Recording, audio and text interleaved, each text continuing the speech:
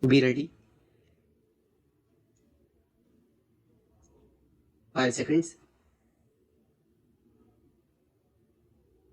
Start. The next question that I would like to deal with is the paragraph in the President's address relating to the progress made in our economy, in our agricultural sector, in our industrial sector, in our foreign trade, etc.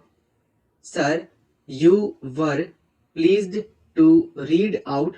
to us a very large list of the achievements of the Congress government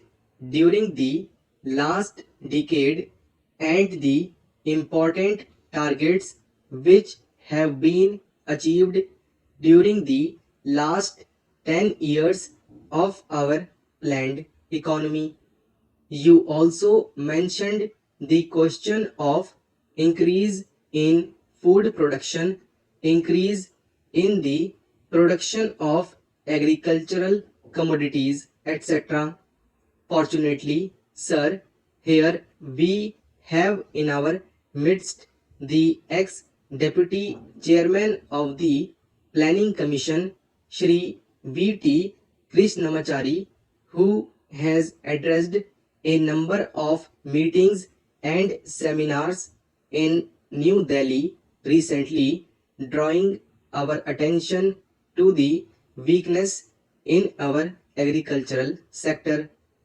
If the press reports are correct, in one seminar, he mentioned that even if all the targets of the 10th 5-year plan are achieved, still at the end of the 10th 5-year plan period, we may be facing a serious situation regarding the supply of agricultural commodities. He has also expressed the hope that we will be able to exceed the targets which have been fixed for the 10th 5-year plan.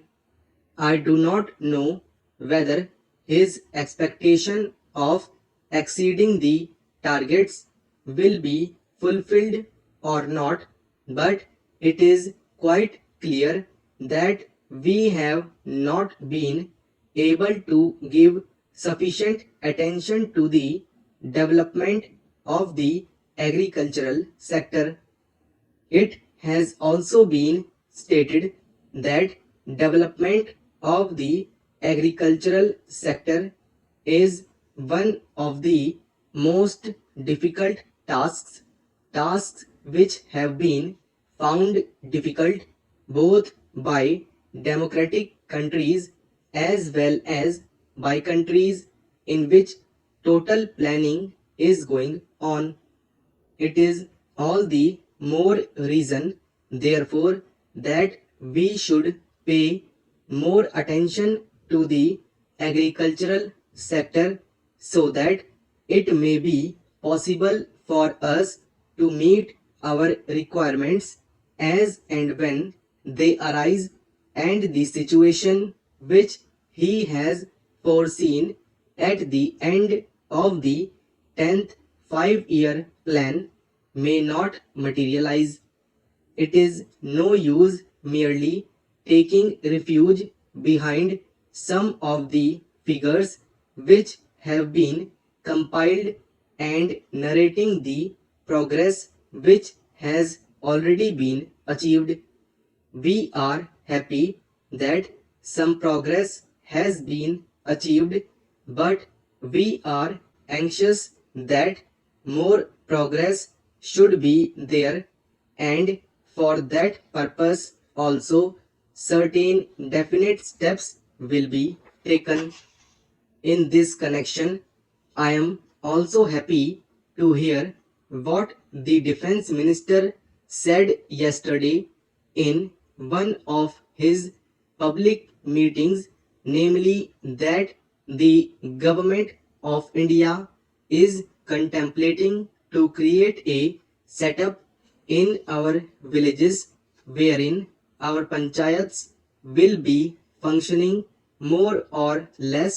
on the lines of parliament. Unfortunately, he did not elaborate that point further, and the press has not thrown any more light on what that exactly means. But if it means that the panchayats will be in charge of the resources that are available in the villages, that they will be in a position to determine how best the productive efforts in the villages are to be directed, and in what direction determine what targets are to be achieved, and when the production is there and there is a surplus to be exchanged with other centers in the country, that the panchayats will have their say in the matter on what terms this surplus will be exchanged with other centers in the country, then I think a very valuable step forward in the direction of building our economy on a decentralized basis will have been taken. We have always taken the view, sir, that if planning is to succeed in our country, and if there is not going to be any regimentation of our productive activity and forces, what is necessary is that the common man should have a voice in determining the economic policies and in formulating the economic plans of development, and should have also his say in determining on what terms a village or a group or an industry should be working for the development of economy as a whole. In other words, some amount of competition, some amount of bargaining power is to be generated in the lowest strata of our society and in the lowest rung of our economy, so that with the help of that bargaining power, under the overall influence and policy of the planning commission, it may be possible for us to develop our economy in a manner which satisfies both the interests and the requirements of the nation as well as the aspirations of the people.